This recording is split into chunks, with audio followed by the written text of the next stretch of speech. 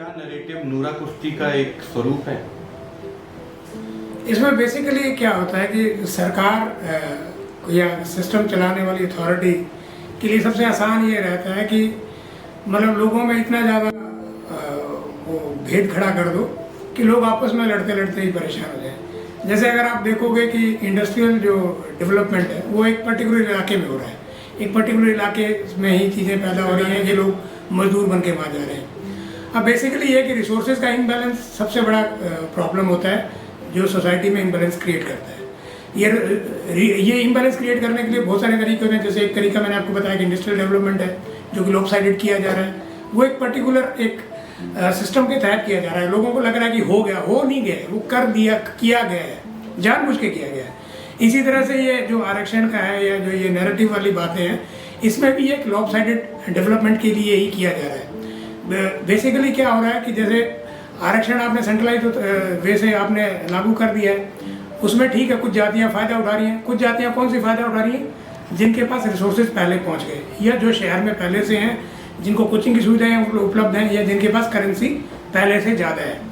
तो बेसिकली जिन लोगों के पास रिसोर्सेज की पहुँच लेट पहुँची या जिन लोगों के पास करेंसी की पहुँच लेट पहुँची, तो वो लोग हमेशा डिसएडवांटेजेस पोजिशन में रहने वाले हैं।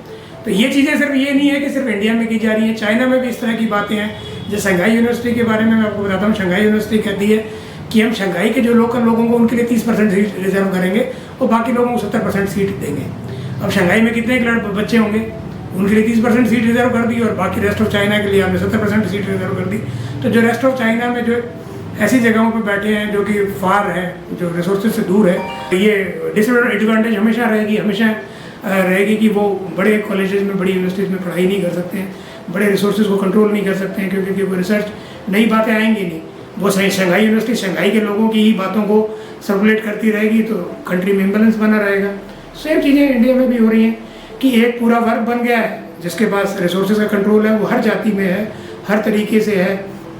जैसे अभी आपने ये स्प्लिट वाली बात जब चली, आरक्षण को स्प्लिट करने के पीछे बात हुई, तो एससी के वर्ग में एक बहुत बड़ा वर्ग है जो इस सिस्टम का बहुत बड़ा जिसने बेनिफिशियरी है। तो उन लोगों ने एक ऐसा नैरेटिव बाकी लोगों के जिन्होंने पिटीशन लगाई थी उनके खिलाफ खड़ा कर दिया कि भाई ये लोग अपनी मर्जी से पीछे पिछड़े हुए हैं। भाई मर्जी से कौन पिछड़ना चाहता है? मर्जी से कोई पिछड़ना नहीं है चाहता। भाई उन लोगों को सिस्टम की समझ बहुत लेट आई तो उसमें उनकी गलती नहीं है। उन लोगों के पास रिसोर्सेज कम थे तो उनकी गलती नहीं है। भाई आप लोगों ने रिसोर्सेज पहले आपके पास पहले आ गए, आपके पास पॉलिटिक्स पहले आ गए, तो आप दूसरे लोगों को आप डिसएडवांटेजेस पोडियम पे रखना चाहोगे तो ये गलत बात है। तो इन चीज़ों को देखने की ज़रूरत है। जैसे हम लोग तहसील स्तर की बात क्यों करना चाहते हैं? हम तहसील स्तर की बात इसलिए करना चाहते हैं कि हम नहीं चाहते कि सिर्फ जातिगत रिप्रेजेंटेशन ही पूरा हो। हम चाहते हैं कि जो इसमें जो स्थानीय रिप्रेजेंटेशन भी होना चाहिए, हर जिले से रिप्रेजेंटेशन भी होना चाहिए। जैसे अगर हमारे इलाके में अगर बात करें राजस्थान में, तो सीकर झुंझुनू एक ओवरली रिप्रेजेंटेड एरिया है जहाँ के लड़कियाँ बहुत ज़्यादा पढ़े लिखे हैं, तो वो हर जगह नौकरी में मिल रहे हैं। बाकी बहुत सारे ज़िले ऐसे हैं जैसे बाड़मेर है, जैसलमेर है या बीकानेर है, या बीकानेर में भी और तहसीलें ऐसी हैं जो जैसे खाजूवाला है जो थोड़ी फार ऑफ तहसीलें हैं, या गंगानगर के बहुत सारी तहसीलें ऐसी हैं जो फार ऑफ है, या चूरू की बहुत सारी तहसीलें ऐसी हैं जो फार ऑफ हैं। उनको एडिक्वेट रिप्रेजेंटेशन नहीं मिला हुआ, जबकि अगर जाति वाइज रिप्रेजेंटेशन देखें तो आपको पूरा मिला हुआ है। तो ये जो स्थान बेसिस रिप्रेजेंटेशन भी लोगों को मिले, कास्ट बेसिस रिप्रेजेंटेशन भी लोगों को मिले।